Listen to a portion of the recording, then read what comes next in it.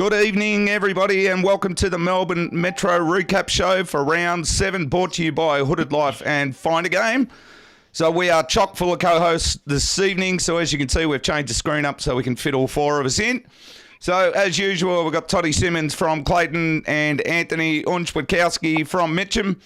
And from Yarraville Footscray, it's the best thing to come out of South Australia since the Jarman brothers, Craig Millsy Mills. Good evening, everybody. Hello, guys. How are we? Hey, Foggy. Evening. How are we all? Good? Good. Good. Yeah, Good, can't mate. complain, mate. Good. Don't get too excited, you lot. Jesus. Righto, for everyone's information, we have the Q&A and the comments I'll be getting stuck into tonight. I'm having a night off. I'll be doing Controversy Corner, and then I'm going to let these three clowns run the rest of it. So Toddy's responsible for most of it. Good luck to you, Toddy. Beautiful. I'll need it. Yes, I know. So we'll get right into it. So here we are with Controversy Corner. Hey, did you read about what that bloke said? Yeah, I read about that. How shocking. Oh, you can't say that. Righto. I want to get into it.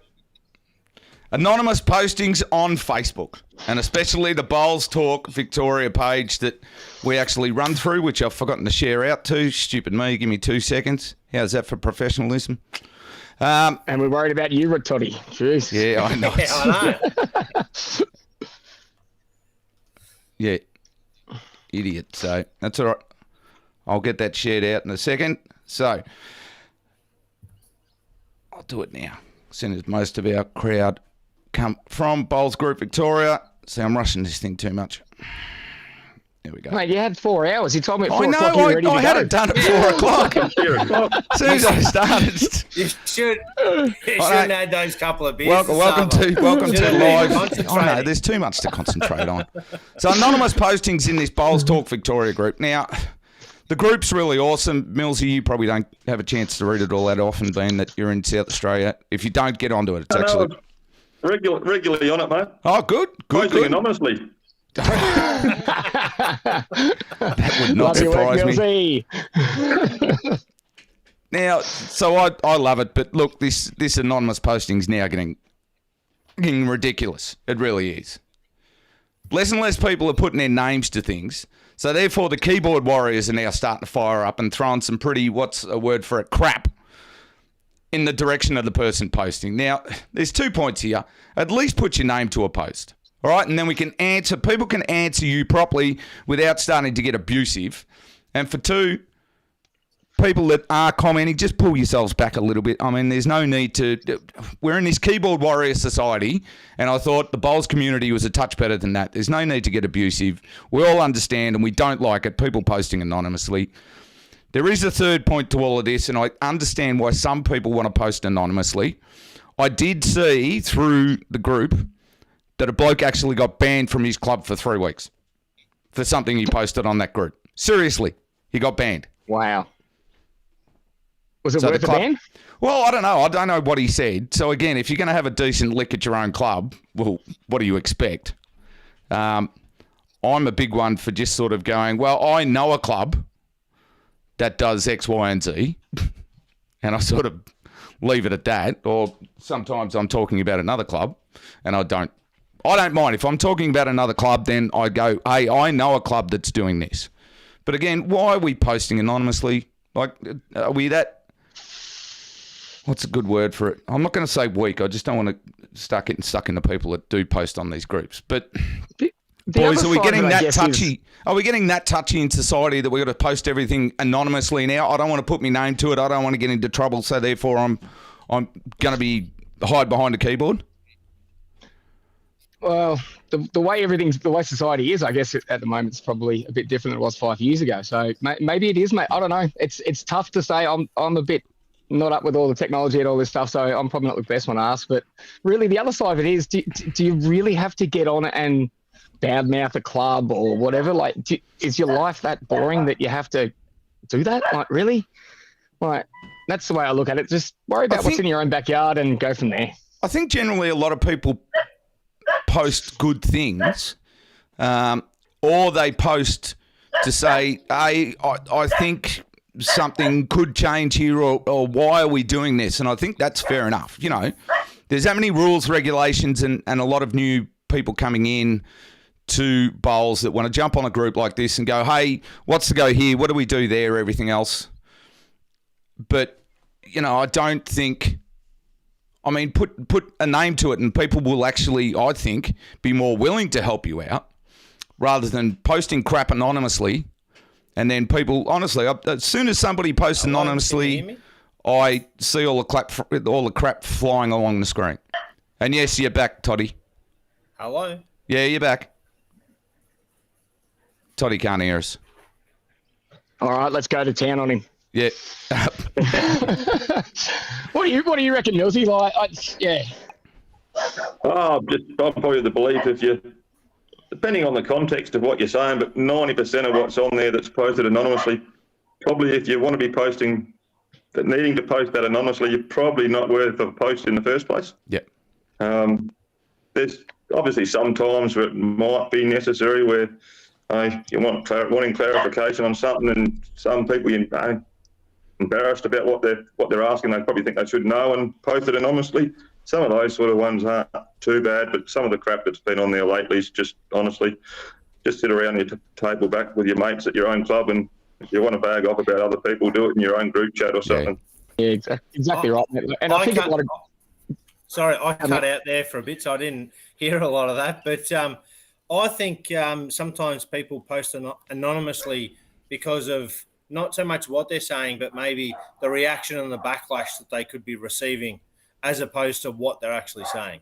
You know, they're scared of, the repercussions in terms of people bagging them, maybe for not what they're saying that's bad, but, for even thinking along those lines and stuff. Yeah, but I think, like I said, I think it's now getting to the point that everyone's getting stuck into these anonymous posters and going, show some backbone and put a name to it. If these people who are posting anonymously actually post with their name, they're probably going to get a better reception back from people. Like somebody posted before the weekend, and again, it's a very touchy subject, and I'm not getting into it. But somebody posted about getting stuck in the bowls fit. Oh, why aren't we streaming on a Friday night? Rah rah rah. Oh, because somebody can't play. It wasn't me. No, but you guys probably know the circumstances, and they're not circumstances I need to talk about, because if Bowls Vic want people to know exactly what's going on, then they will. And they sort of said, hey, there's something going on. We're not playing. Everyone's playing on Saturday. Move on. But this anonymous poster decided to have a lick. And I know Benny Simmons, for example, gave him an absolute lip back. Yeah. The only problem with giving the lip service is that, how do I put it? The mental illness, things like that. Just watch out for that as well. Like, you don't know how someone's going to take things that. Okay, granted, there's always going to be times that people deserve to be told what they're being stupid or something. But let's just be smart about it. Like, as I said, people could take it the wrong way, and things could escalate from there. So let's just stop the abuse. Like, seriously. Yeah. It's not needed. Might just sit there and just say, pull your head in and leave it at that. Or the other side of it is read it and then just move on. Yeah. Yeah, I get it. See, Craig Dunstan, who's the president at EEBC, he's just said here, anonymous posts are akin to throwing a hand grenade and watching the fallout. So why post it? So anyway. Well, sometimes people like to stir shit. So, maybe they're doing it to... But they're stirring... Look, I put my name to stuff and stir shit up. Yeah. Like, I just sometimes go, right, it'd be nice to see the reaction that's going to happen here.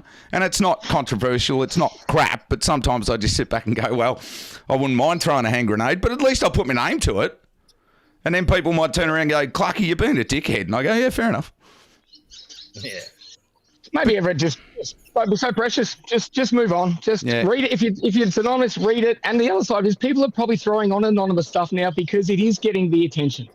So, just read it. And if you think it's stupid, just who cares? Move on to the next one. Yeah. It's not going to change your life. It's not going to change theirs if you write something to them. So, just everyone stop being so petty and just grow up. Good on you, Unch. There we go. Thank you. Unch has had his say. That was very, very mature there, Unch. Controversial. Thank you, mate. Unch. I've hit 40 now, mate, and I'm thrown up. So All right. there we go. I can tell my missus has happened. Just another one quickly. The wet weather that we've had over the weekend, there were many washouts, etc. Now, the one comment I will make, I think common sense hasn't prevailed somewhat over the weekend. I've read a couple of comments on Facebook that there were a few people slipping in and around the greens. Do you think we should be changed? I would have thought it's common sense, but do we need to change the conditions of play to physically put in there to say, okay, you can play as long as it's safe on the green and or surrounds to actually play? Well, that's pretty much what it is now. I would have assumed. Yeah. No, I think I think the overall conditions of play say, hey, safety takes precedence, but I think under those rules it says, hey, if you're right to go, you're right to go. I could be wrong, but a lot of people are saying, yeah. It might have been one place or two places out of the however many clubs ran on Saturday. So, it's probably 1%, 2%, maybe a little bit unlucky, Yeah, I know, but common. It's hard to change it any more than what it already is. If it's safe, play. If it's not, don't. Yeah. And I think that's what everyone needs to understand is it's common sense prevails and safety is the utmost importance. And honestly, if you've got a coach or somebody there, especially coaches now, we're liable as coaches if there is an accident that you could have foreseen to be a hazard. And therefore it should actually... Well, it's not even the greenkeepers, because the greenkeeper's not there at 1 o'clock, 2 o'clock when you're starting to play. Oh, yeah. That's in theory, it's meant to fall to the team manager. Yeah. That is, in theory, that's their role. They take over as greens director, greenkeeper, whatever you want to call it. Yep. So I think people need to sort of understand common sense, please. If not, hey, the club is liable. If you're the club is potentially liable to be sued for the accident. Millsy, what's is it the same rules over in South Australia? For pennant and that? Yeah, it's a bit different over here. It's probably a little bit because of the games mean so much. I've noticed, like, if you look at Vic this week, Premier Reserve, every single game got played, and I'm pretty sure the reason behind that is because the competition's that cutthroat that taking a 9-point share when you think you might get more could actually end up costing you a spot in the finals without having a replay. Yep. So over here, from Premier League all the way down to Division 4, there's no such thing as a washout or a heat out. All games get rescheduled. So when the conditions become a bit unsafe or not to the desirable effect, there's probably a more common sense approach put in place where we don't play that day and it gets rescheduled, and there's actually a rescheduled time put in. You play it the following Friday night, it's in your conditions of play, and if there's a Friday night game scheduled that week, we'll make it a Sunday. You find that it just keeps getting pushed back to the Friday night where both teams are free to play it. So, well, as we're going to see tonight in Prem had 2 games called off, so you'll see that we're rescheduling those, but you guys get to that when you get to Prem. And I'm pretty sure Thanks, mate, you just stole my thunder. Yeah, good. Yes. I was going to say, I'm pretty sure up in the country, like the Golden, like the Murray Mallee or something like that, I'm pretty sure they had this weekend off, which would have been used as a rescheduled weekend, I think. Okay. So they sort of have a weekend. They have a weekend or 2 weekends where they can use for rescheduled games, I think. So it's like a bye week. Yeah. Do we potentially, does Bowls Vic potentially look at doing something similar in Melbourne, say round 12? And just say, right, just packed in as it is, mate. I'm not sure if there is any weekends, is there? Yeah, it's hard to say. We made our decision to hold off and waiting to see how the weather, based on the fact that we had a bit of knowledge that Bowls Vic were probably looking at rescheduling that game. Okay. To the day after. So the last round's on a Friday night, and they were going to play, well, as far as I'm aware, that any replay rounds were going to be on that Saturday afterwards. So Okay. it potentially meant that you'd play the same team Friday night and Saturday night at a different venue. Yeah, right. Yeah. You're in there, no, Millsy. Jeez, nice. Now, the other bit, and I asked the question, and again, I might be throwing a hand grenade, but I don't mind. Are some clubs taking the piss out of these rain conditions and making a greenskeeper call? No comment. Yeah, that's what I thought. Well, it's always a topic of conversation because the greenkeeper has the final say. You can't question him, and if he says it's unplayable, it's unplayable. So, I mean, you can say yes, but you can't really ever prove it. So, it's always a hard one. There was a situation, I think last year or the year before, that a club called the games off at 9 o'clock in the morning. At 10 o'clock, it was sunshine. 1 o'clock, everyone played, except for a particular club. They Yeah, might that have was thought that they probably were a doing the right mistake, thing. Yeah. But should we be making calls at 9 o'clock in the morning, or should we be making calls at 12 o'clock to say, okay, now it's unplayable? Well, put it this way, mate. I sent our coach a message at 11:30 and said, yeah, we're cooked, aren't we? We're not playing. I was at my son's basketball, enjoying life. Yep. And then got the message back saying, no, we're playing. So had to bolt to the club and whatever else because I thought there'd be no chance we were playing. Yep. So it's one of those ones. I think clubs don't do it on purpose. That I don't think there's any malice in it or anything. I think some clubs do it on purpose, though. I'm not going to throw a barb and say that at all. I'm mate. not. I'm just. You talking about it? Name some clubs. I'm not naming clubs because Yeah, mate. I'm not. No, but I'm saying I reckon it can be fiddled with. The rules can be fiddled with that if it suits you. 9 points to your nine. Yep, 9 points to your club is better than potentially going out and losing, whether you're at home or not. Definitely happened at some clubs in the past. Thank you. Of course it has. It I has. know. But rules are there to be sort of manipulated and whatever else. So if you can do it, why not? Change the If it means you stay up or you get in the finals and you don't get relegated, I'm all for it. Whatever. All right. Fair enough. Well, All right. gents, I'm going to leave you and go back and watch and press buttons. No worries. Thank you. Awesome.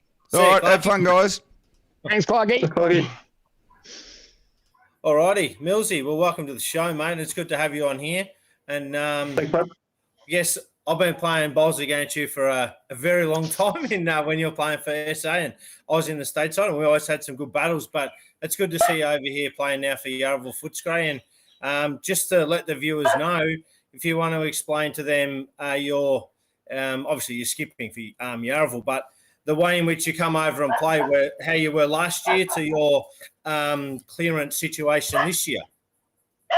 Yeah, well, obviously I was a fly-in player or a marquee, I don't know which is the terminology for it last year, but I was flying in and flying out. But yeah, Well, you're still doing that this year. Yeah, so last year fly-in, we had the three fly-ins all from SA. We went over there, and it was a bit. We were there or thereabouts most of the year. Held on, obviously, and I had a bit of a think about it and where I was at with my career and everything in South Australia and state bowls wise and young family coming, and I thought it's probably time I'd settle back down, and if I don't play state bowls, I don't play state bowls. And looked at where I was playing here in SA and one of my mates and whatnot had been going back down and going to a club and playing Division 3, and they're pestering me to go and play with them.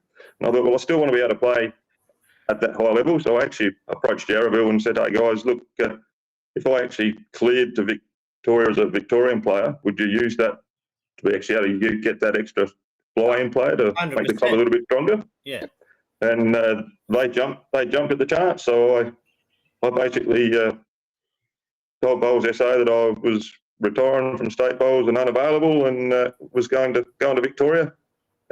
Actually, last year I played the Division 3 here with my mates and helped them get up to Division 2. They had 4 Division 3 flags in a row and lost by 5 shot, 1 shot, 2 shot and 4 shot. And you had to win that division to get promoted. So I thought, bugger it, I'll get the Premier League experience and get that bug out by playing in Victoria and get to play with my best mates and whatnot over here in SA. Yeah, very good. Yeah.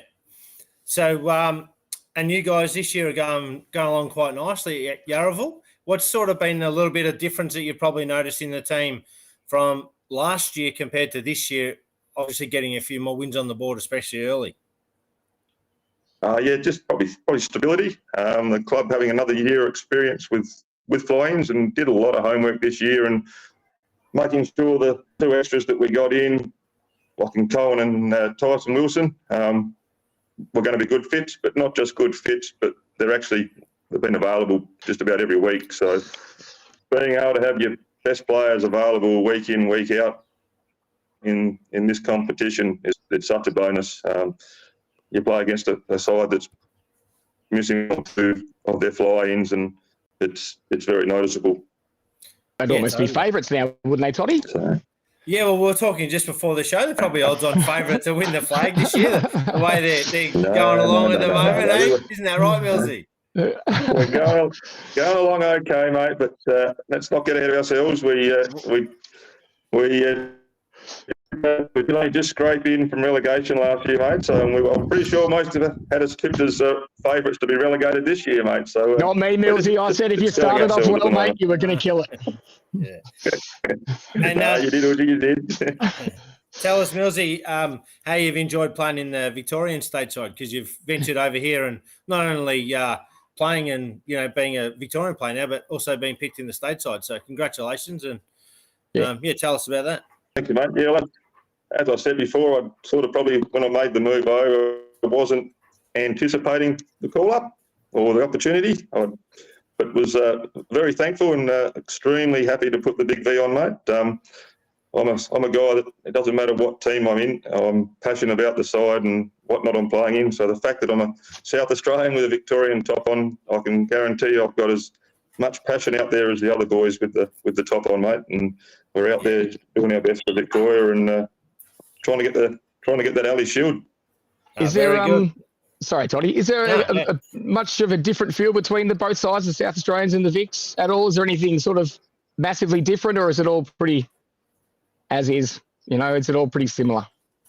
It's all pretty similar. Most of the state sides all work very similar these days, where both state sides are a bit unfortunate now with the timing of when sides is. It's all more suited to those Queensland, New South Wales states with the timing of it all. We're sort of coming off of our pre-season sort of stuff really before we get into our pennant season, and our state series are all over before pennants even starts. So really a big advantage for the Northern Hemisphere sides there, and and it probably goes to show they're the two sides that we lost to. So yeah, makes sense. Yes. All righty. Well, let's get on to the Premier League results from last weekend. So, there was two games that we know of that didn't play. There was two washout games. There was the Altona Melbourne game and the Deer Park Bundoora game. And I've had it from good authority that these games will be replayed. I made sure I did a little bit of messaging before we came on here to make sure that I was right. And, we do believe that it's a 99% chance that those two games will be replayed. I'm not sure of the date, but Millsy said possibly when round 14 everyone else is playing, that could possibly be the date. So I think it's a good idea. That was the time we were advised that it would be scheduled for, but that doesn't mean to say that the clubs can't come to an agreement if everyone's happy to have played it beforehand. Yeah, it makes it very interesting though, because we all had to play round 14 on the Friday night, so that going into the last round, no one knew what to do. So it's kind of like, well, hang on, now you call a washout, and you're not going to say have an advantage, but you then, you might know what points you need to get or not get. You'd hope that was, that would be played before that date. You'd hope. You would hope so, but that's the logical day where there's a break in the calendar before finals. The rest of it's pretty jam-packed, so. Yeah, for sure. So, anyways, they'll be played when they're played, and in the whole scheme of things, if it is played on that Saturday, I don't really think it's going to change much of an outcome. I think You it's know, better than them both getting 9 points in the draw. You know, 100%. unless you get a winner and a loser that way. Yeah, I agree. Yeah. And then we'll just That's the first we quickly, agree, Toddy. yeah. Now we'll just quickly brush over the Moonee Valley Clayton game. That was Moonee Valley. Moonee Valley won 14-4, and Dylan Fisher's rink had a nice little win against Clayton. And now we'll go on to the Yarraville game. We to be honest, we got told early on that the main green that Moonee Valley normally play on was closed. That was probably at about 10:30, and there was no roll-ups before the game, just to give the greens the best chance. We turned up and there was a bit of heavy drizzle.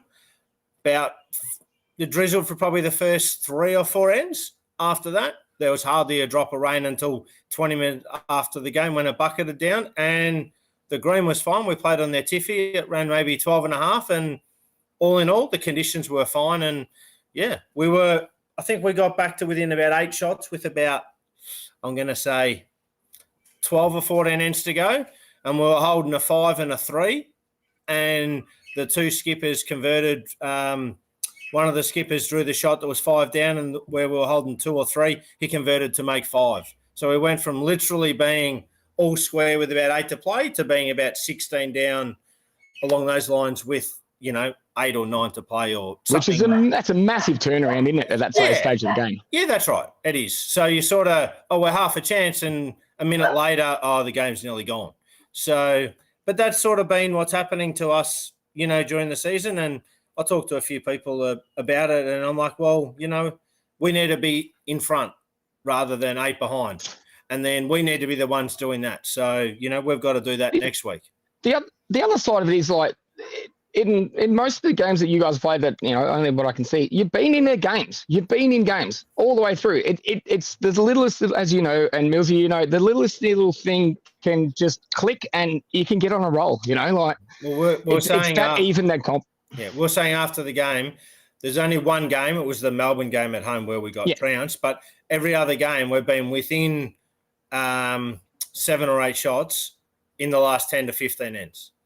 Yep. And we just haven't been able to play the big ones at the end that count, and hence why we're sitting where we are on the ladder. But we're at halfway, so we're looking positive for the rest. You're not that far out of it, mate. I'm pretty confident you guys will be pushing back up the ladder real soon. Yeah. Toddy, yes. Toddy, you know what's coming. Be better. yeah, exactly. 100%. Yeah, I'll give you that one. That's all right. Yeah. Thanks, man. I'll leave it at that. Yes. And now we move on to the Yarraville Footscray Essendon game, where a great win by Yarraville Footscray, getting the 18 points. And to be honest, 18 doesn't happen a lot of the time. So it's like a big bonus win when you get the 18. So, Millsy, tell us a bit about your game, mate. Yeah, it was a bit like your conditions, mate. We turned up and I was actually meant to play a club singles game on a different green earlier before the game. And we got there and we soon called that off. But yeah, then I didn't think we'd be playing. The weather, we had a quick look at the weather map and it was drizzly, but it looked like it was going to just blow past there in the afternoon. So we said, rather than just call it off now, Essendon were all there. We were there. We might as well wait and see what actually happens. And as you said, it cleared up, and it was actually a lot better conditions than the fortnight before when we played at home when it blew its guts out. It was actually a lot better conditions. The green still ran 13 and a half seconds. Essendon probably weren't as keen to get out there as we were, but geez, they come out the box. We were 20 odd shots down early overall. Yeah, right. I was 10-1 down again, Ant, and they were flying. And then our attitude this year has just been a lot different to last year, and the confidence is there and backing everybody up. And we just grounded out, and by the end of it, we were all ranks up again. So and Cohen had a good win. Cohen's been unbelievable, mate. The fact that you got that one rink down and you can look across and go, okay, we don't have to go chasing here. You're not trying to chase to get yourself back into it because you're confident in the other 3 rinks that they're getting the job done. And, if you can get yours back to single figures, the results will come somewhere else and get you over the line. It's just a belief. It was probably more last year when we were struggling. It was, geez, how do we get back in? I've got to get back in because something might go bad next door to you. So you just get to play a bit smarter and more team orientated bowls. So it's really good. Oh, that's good. Very good, mate, and good luck for the rest of the season. You guys are flying. We'll have a look at the. Sorry. No, it's all right, mate. Keep going. I was sort of cutting out there. It's all good. Oh, no worries. Clarkie, can we have the ladder, please, mate? All righty. So we've got Yarraville on 94, Deer Park 78, Moonee Valley on 70, Essendon on 59, Altona 50, Melbourne 44, Bundoora 43, and Clayton on 30. But there's a couple, I think one of the results aren't in there. Yeah, the teams that had the draws, I don't think their points. Yeah, I don't think they are, mate. Yeah, I don't think their points are on as yet. So it's a little bit distorted, and hopefully I think it'd be better if we can have those games played sooner rather than later, rather than like, when the AFL, when they were having all the different games, it took about 8 rounds or something to get everyone on the same amount of wins to get a, true indication to where people are. But it is what it is, and they'll get played when needed. So, obviously Yarraville Footscray going good, and Deer Park and Moonee Valley and just a little bit above the next sort of bundle, and then there's the next 4 teams that not much in it. So, as I said, you look at it, man. From what's it, 4th down to bottom, it's only a game and a half. It's still so tight. So you get a win there, and you jump from saying 7th to 4th. You get a win, you can jump from 8th to 6th or 3rd to 1st. So it's all nip and tuck there still. Totally. Yeah. We're just looking at it as a 2-week block where we are. If we can win the next 2, and you never know. All of a sudden you got a complete different season if you win 2 in a row. You lose 2 in a row, it's the opposite. But hey. You boys are just taking it 1 week at a time, Millsy? One end at a time, mate. One end at a time. No, we're come on. Jeez. This is his favourite stock. Getting not getting ahead of ourselves, but the confidence is pretty good down, obviously, at the club at the moment. And as you're both aware, when things are confident, luck tends to go more your way, and the results tend to start to happen because you're actually positive with the way you go about things rather than in a negative mindset. So, and we've been real lucky. We've won every game on the road. So, away wins are gold in this league. Yeah, for sure. Yeah, definitely. Yes. All righty. So let's head over to Prem Reserve. So we've got MCC 72 defeating Dandenong 71. Port Melbourne 75 defeating Fitzroy 68, 16-2 there. Heathmont 81 over Lilydale 68, 15-3. And Flemken 78 over Whittlesea 73, 14-4. Now, I was talking to Clarkie today, and the ladder between last week and this week, I think teams went from 1st to 3rd and 4th to 1st and stuff. I'm pretty sure Heathmont was 7th. They jumped to 3rd. Lilydale was on top. They're back down to 5th. It's tight. It's good. It's the way it should be. It is. There's actually a really strange thing about that ladder. The top 4, 3 of the clubs in the top 4 are all in negative shots for the year. Jeez, you did look into it, Millsy. Well done. Have a look at crazy. That. But it just goes to show you how much, in theory, shots these days don't come into it. If you lose by 10 or you lose by 40 as an overall, it doesn't really matter. Yeah, it's not like the old days, is it? No. But to the boys at Heathmont and the lasses at Heathmont, well done. That was a nice little win in their local rivalry, I could imagine. I spoke to a couple of them on Saturday evening, and they were quite happy with their work. So well done, lads. Very good. Yeah, nice. So let's just have a look at that game while we're talking about that one. So it was 81-68. And then, there was 3 close rinks, and then there was the one sort of bit of a blowout with Nick Dorr over Luke there, which was basically the difference in the game. So yeah, it was, mate. Dory's having a great year, mate. He's I think he's had a couple of big wins that have got him over the line overall. So he's the old fella's just keeps performing, mate. He's getting better with age, old Dory. So well done. No, very good.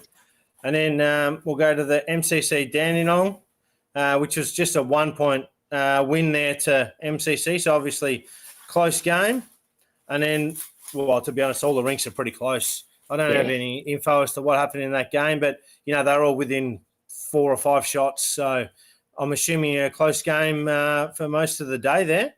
And looking across it, I think it looks like it was a pretty close game all the way through. It looks, like everyone was sort of nipping and tucking. So, yeah, that just looks like a genuine ding-dong battle, that one. Yeah, and then we've got the Port Melbourne Fitzroy game where Port won by 7, 16-2 at home. And then there was a couple of... They've done really well. They're going really well for a side that's come up. Oh, yeah. I know they've got a great side and everything, but it's still hard to sort of, you get promoted and then to be doing what they're doing. It's a bloody good effort. Yeah, for sure. Yeah, so there was a couple of sort of lopsided rinks here where, see, Brett Wilkie filled in, what is he classified as a marquee, the one game marquee or something. He was a promotional player, I think he was classified as. So he played one game there for Port Melbourne, and we were actually trying to get Brett Wilkie to play for us because we weren't sure if one of our fly-ins could play in. Well, it didn't in the end, but he then comes under the 3-player fly-in rule. So we already had 3 listed, so he wasn't able to play. I'm so glad I played DP1. And then it's complicated. Yeah, I'm not the smartest, Millsy. You know that, and this is just tough. That's too hard for me, mate. Yeah, you really got to know what's going on at the moment, but that's okay. And then, there was the other rink of Jack McNabb for Fitzroy that had a big win over Brendan Wilson for Port. But, Port getting over the line in the end.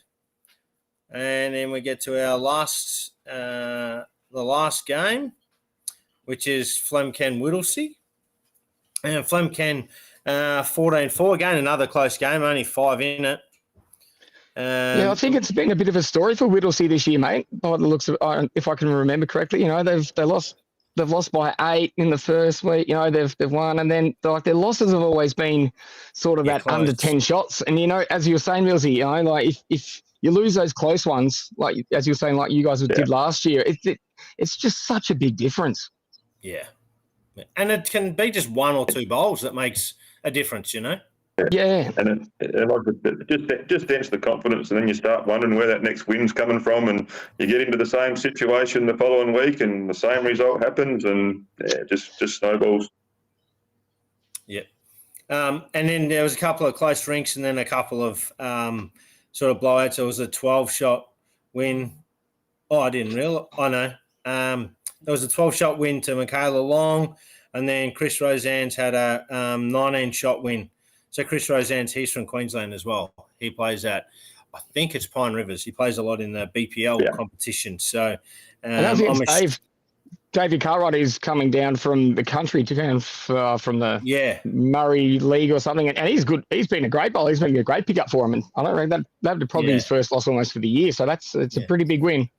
So Chris, I'm assuming, would have been a promo player as well.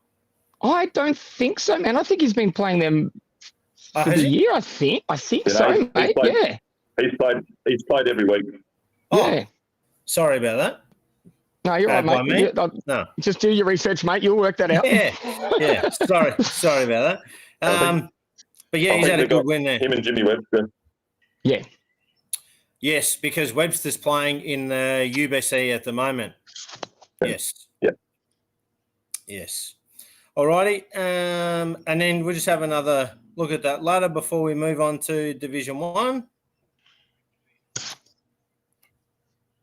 And it's just tight. To be totally honest, I mean, Whittlesea are on 46 points. But to be honest, they could easily jump to, second or third in 2 weeks' time. So, it's very good competition, very even. Go on, Millsy. You get Whittlesea could get on a roll and be minor premiers yet. No, easy. Exactly, Yeah. mate. It's just, you could, as we were saying from last week, you could lose this week and you'd be second down to seventh. It's going to be tight all the way through, mate. If you can, as you were saying, mate, you can get a win from away from home, it's going to be huge. It's just anything could happen in that by the end of the season. If that first half of the season was that good, imagine what the second half's going to be like. Yeah, that's it. And to be honest, that's what you want. That's what it makes it great because every game's so important for the whole season. So, and especially for a new sort of, I guess a new thing being concept. New concept. Like it's great for it. It shows that it's working. It shows how even the comp is. That it's 2 thumbs up to Volsik on that. It's really working. And I think it's they're probably a very good concept in the fact that in Division 1 there was always a couple of teams that we'll say have kind of easy seasons and then they'd battle it out at the end of the year. But that doesn't happen now. Division 1's a whole lot more even, and then you've got the Premier League, which we can see how close that is. So it's fantastic. And I think the other side is once you do go up, if you're looking like going up to Premier, like you've got that extra year to sort of start planning, I guess. It's not just, oh, God, we've gone up. What are we going to do now? You can sort of plan it over a couple of years, I guess. And there's not as big a step now from, say, Prem Reserve to Premier. I think any team that comes in over the next however many years, they're going to be just about prepared and ready to play Premier League. So yeah. Yep. Yeah. All righty. Now we'll move on to Division 1. Over to you, Unch. Right. Yes. Cool. I'm just waiting for Clarkey to throw up some screens for us and whatever else. So we got Section 1. Glenroy beating Brunswick, which I'm pretty sure would have been the top of the table clash. 16-2 by 40 odd. That's a big win for Glenroy. Deer Park Yarraville 2 was washed out. Melton beat Aberfeldy, which will probably help sort of towards the end of the year with the relegation, I guess, for Melton. And Sunbury had a big win over Kingsbury. All right, the ladder. We've got Glenroy sitting on top, Deer Park just behind, Sunbury and Brunswick. And then Yarraville, Kingsbury, Melton and Aberfeldy, which are both a little bit behind. Millsy, the second side, they'd be sort of happy with where they're at or not really? Yeah, no, they're not disappointed by any stretch of the imagination, but I mean, they're sitting fifth just there outside the 4. They obviously our second side playing against a lot of teams' first side, so they know they're up against it a lot of weeks, which is again gets back to us doing the homework to make sure our players are available in Prem, just so that we're not taking the players out of that second side all the time. So they're quietly confident. They had a good win against Glenroy the other week, which gave them a lot of confidence. So onwards and upwards, and they'll see where they end up at the end of the year. Sneak into the 4, and you never know. Yeah, that's right. And it's always, every win's so important. And as you said, they're just sitting fifth and, 1 or 2 wins and their season's really right alive. Yeah, exactly.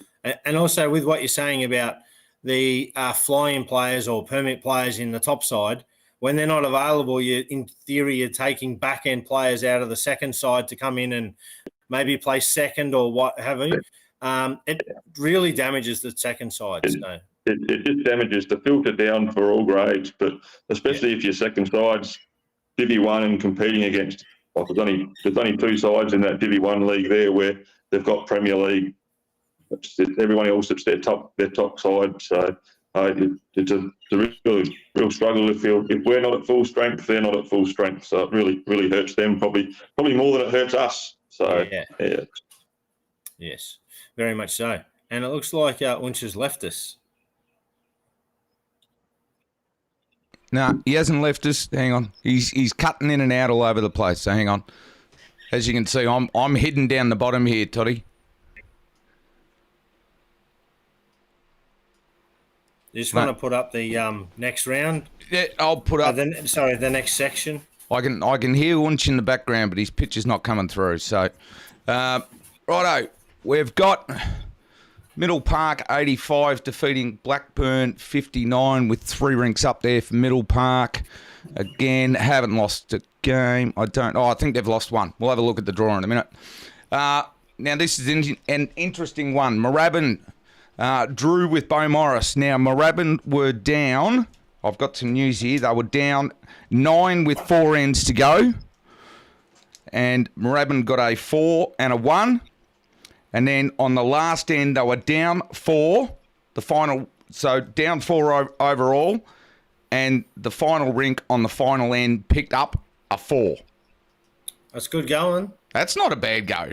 Yeah, very good. Having a crack. Yes. Having a good crack. So I see Unch is still running around, so I'll quickly keep doing all these results.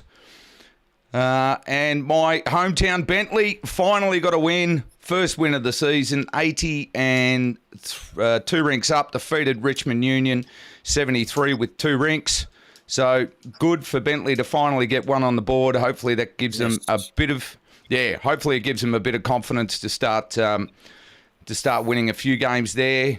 And EEBC had a massive win over Melbourne, 103-60, all 4 rinks up.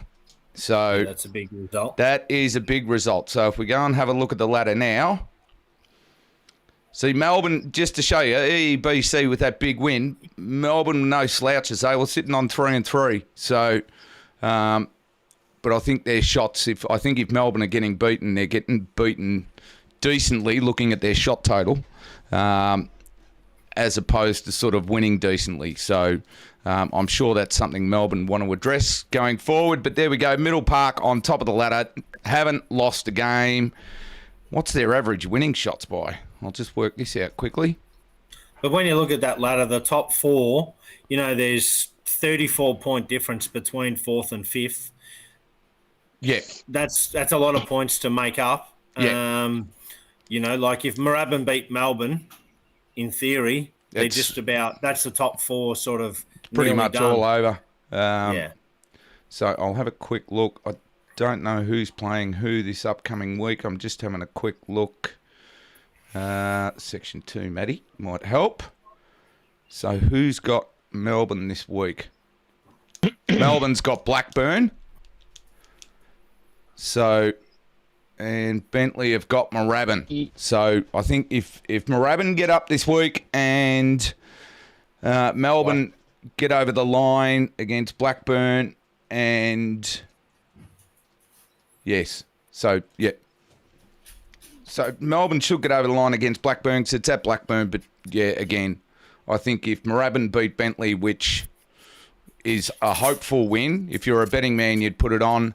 Then, you'd almost say she'd be that top 4 would be almost set in stone. So Pretty interesting, close. Yeah, interesting to sort of have a section that's almost closed the door on the top 4 at the halfway mark. Well, it does still mean they've still got to keep winning, but just based upon, the results so far. Yes. Yeah. All right, so we'll move on to section 3. The results from here. Righto, so Whittlesea had a win over Croydon, 76-70. 2 rinks up, 2 rinks down there. So I think, from memory, I had a few beers on Saturday night. I think Whittlesea jumped out on Croydon early.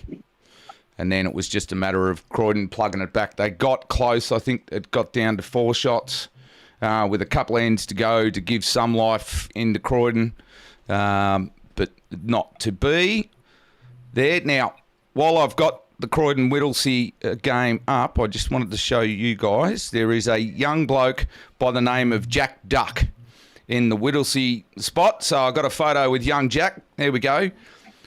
Young kid, he's 12 years old, playing Division 1. Good on you, Jack. So He's definitely an up-and-comer. He actually has played a couple of games this season in the Whittlesea 1 side in Prem Reserve. So how good is that kid going to be at the age of 12? Like, if he's 12 now and he's almost playing Prem Reserve, he's knocking on the door of a very good career there, young Jack. So good on you, Jack. Good to see you on Saturday, buddy. Looking at the other results, Mitcham, all 4 rinks up over Vermont. Results are still pending on that one, and the results aren't going to get any better for Vermont, unfortunately, so we'll just leave that as is. Mooroolbark had a washout against Yarra Glen at Mooroolbark. And Laylaw got over the line against Bundoora with 3.5 rinks up there. So, as we will see, Laylaw, like last year, is doing very, very well at the top of the ladder. So they're a good 2 games ahead of Mitcham, Croydon. Bundoora not far behind. Yarra Glen got the draw this week. They would have been hoping for a game there. Whittlesea got the win, so it sort of gets them up and out of the relegation zone.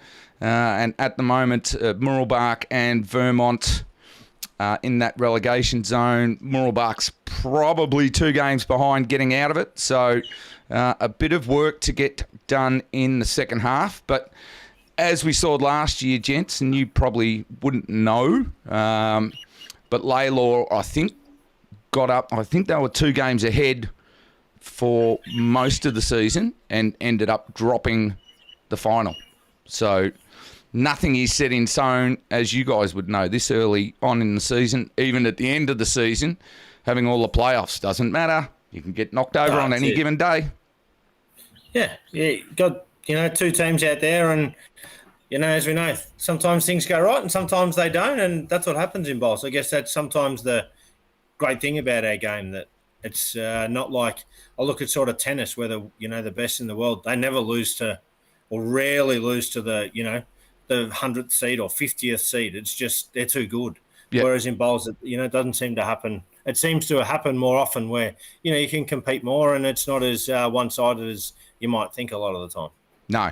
And again, any given day you can get knocked over, any given day you can get up. So, as you know, Toddy. I always reckon your next loss is always just around the corner. Well, and a lot of people say a day's a long time in bowls. I'm thinking the other way. My next win's just around the corner. Yes, yes. It is, Toddy. We have faith. Be better, Toddy. Be better. You'll be right, mate. That's it. Righto. Last up for the week, Division 1, Section 4 results. Cranbourne had a nice home win against Pakenham, 90-68. 2.5 rinks up there. Parkdale, a good win over Cheltenham, 86-61. All 3 rinks up. Narre Warren were defeated by Mentone, 77-74. With Mentone 3 rinks up. So I haven't had a good look because I haven't studied, because this was going to be Unch's job for the week. But that one winning rink for Narre must have got them really close. And again, that's 2 games in a row. I think Mentone have been flirting with a loss. So as you guys would know, once you start, and the same in footy, once you start to win close games, you know how to win close games. That's it. That's exactly right. MCC, good on me. I didn't put the scores up. So what's that? I didn't put the score up for Mulgrave. So Mulgrave 72 and 3 rinks up, defeated Keysborough 67 and 1 rink up. So look, only a 5-shot difference there. So Keysborough also sort of knocking on the door of getting another win or 2 there. So just looking at the ladder at this stage for Section 4, again, Mentone Edge just absolutely waltzing it in every week. So, but the last 2, as I said, the last 2 weeks they've only got up.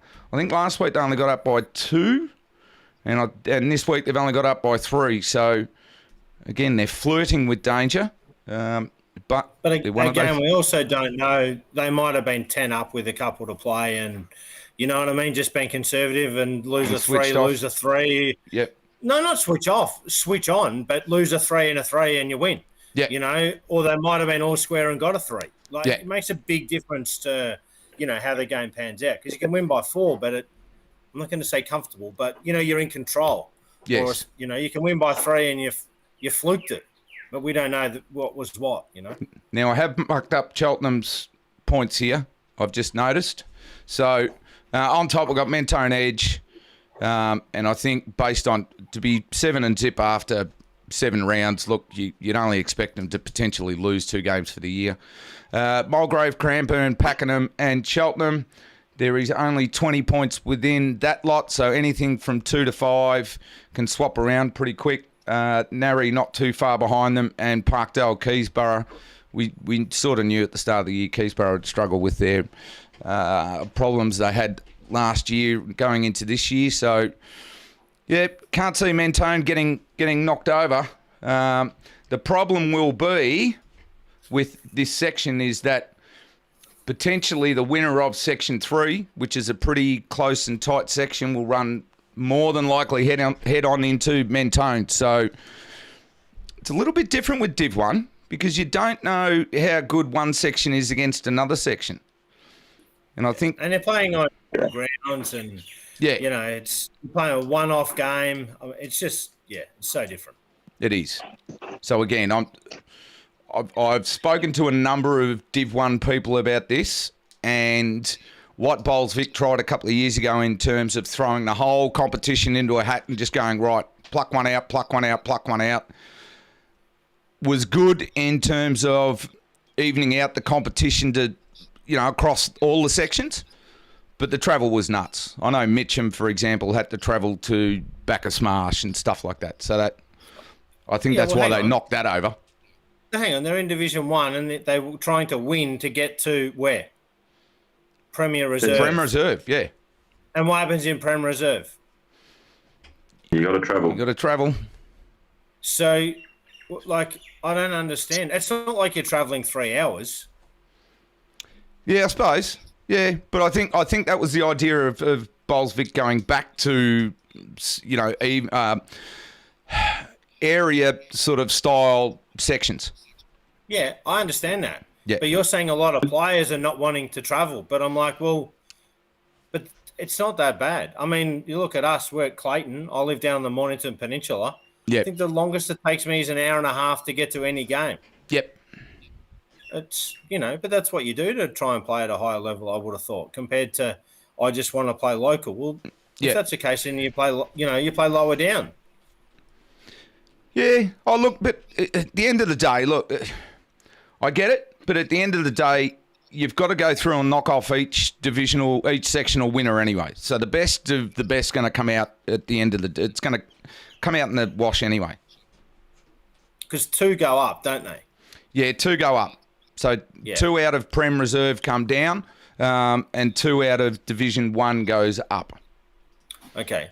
But my thing with playing it like they play it now, you can pretty much guarantee that 5 of the teams in one section will be the same 5 teams next year, give or take. Yeah. You're going to have 2 new come in and 1, you know, that might come down, and they'll just, you know, reorganise it, and you're going to play nearly the same teams again. Yeah, and you're not going to know until the last game as to what the talent levels are like in each section. Yeah, so it's... Because, again, but I mean in next season.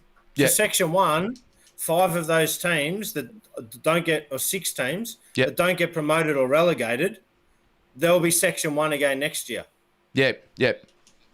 So you play the same people season all after the time. season unless you get promoted or relegated. Yeah. Well, again, I'm not sure why Bowls Vic went back to what it is now, but we'll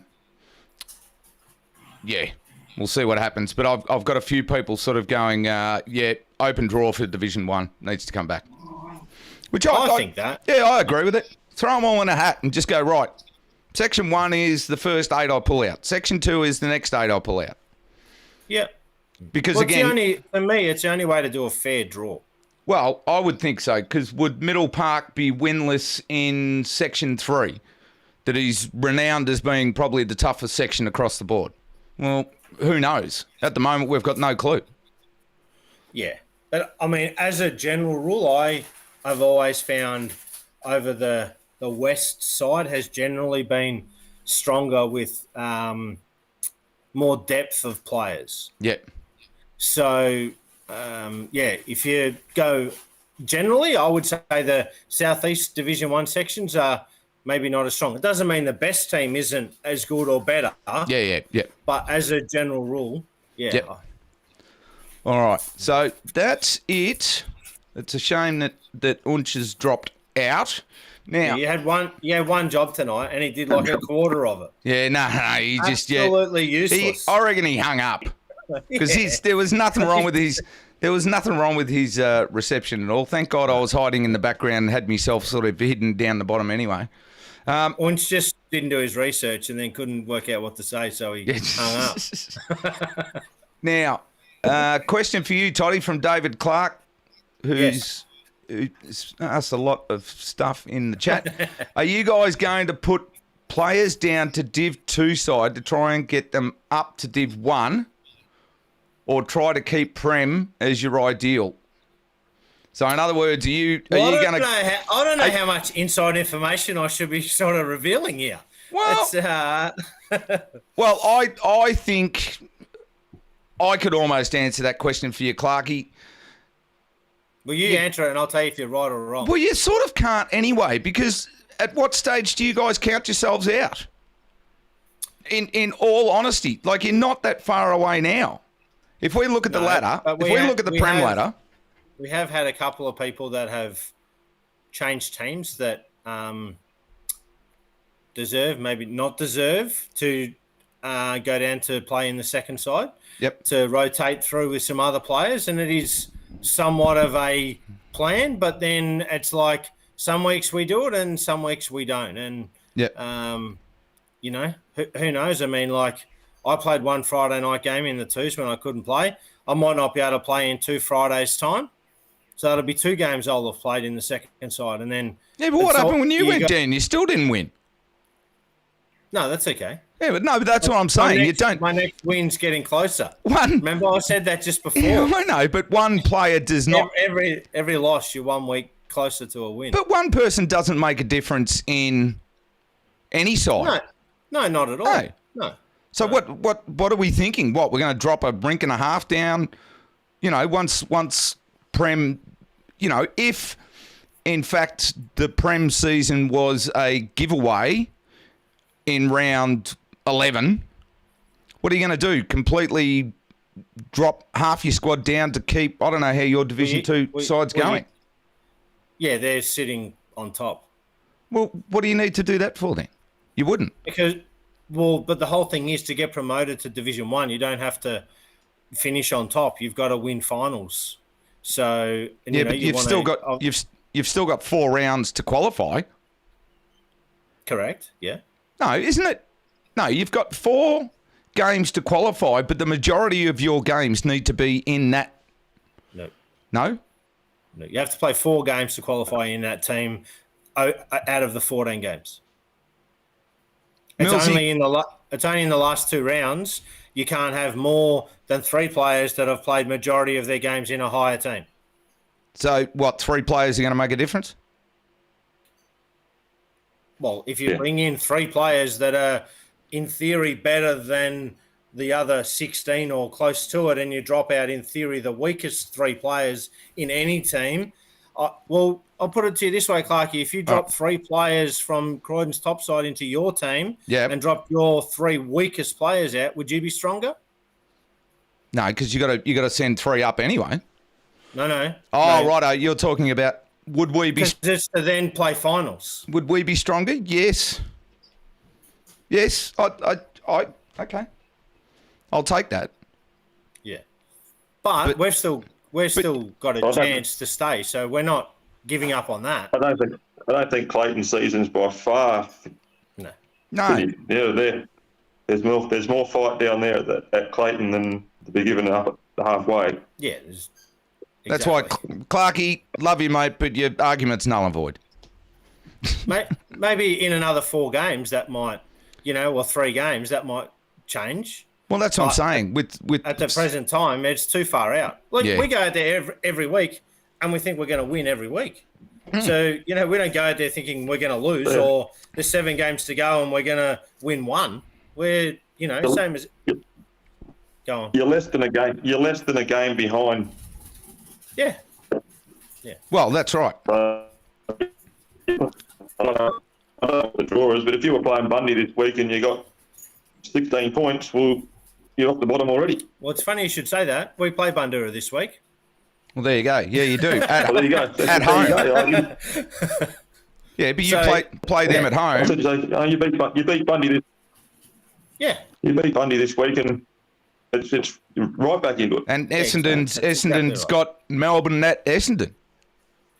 Yeah. So, and I'm not saying that any of these teams drop a game, but if Melbourne Bundy drop this game and Clayton win this game, wow, that tightens up down the bottom too. Yeah. 100%. It's yeah.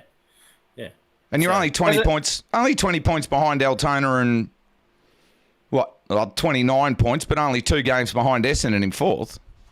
Yeah. Some of them have got their points aren't on, so there's another 9 points to go on or whatever. But whatever, that's 9 points. But the whole thing is, if we've got to start winning. If we don't win, it doesn't matter how many wins the other teams are on. If we start winning, then people are going to start looking at us and being like, well, they're catching. So Yep. that's okay. It's up to us. All right, Millsy. Well, it was great having you on, mate. You're welcome anytime. Thanks, mate. Thanks, No Millsy. dramas, boys. Thank you. All right, thank you, Toddy. Well done. No worries. Well And run. Thanks, Unch. It was just a shame that Unch nicked off and his dog was probably eating the rabbit or something. He mentioned something before the show that bloody dog better not bark at the rabbit or something. I don't know. All right, Unch, good on you for being here for half the show. Thank you, everyone, for tuning in, and we will catch you next week for the Melbourne Recap Show.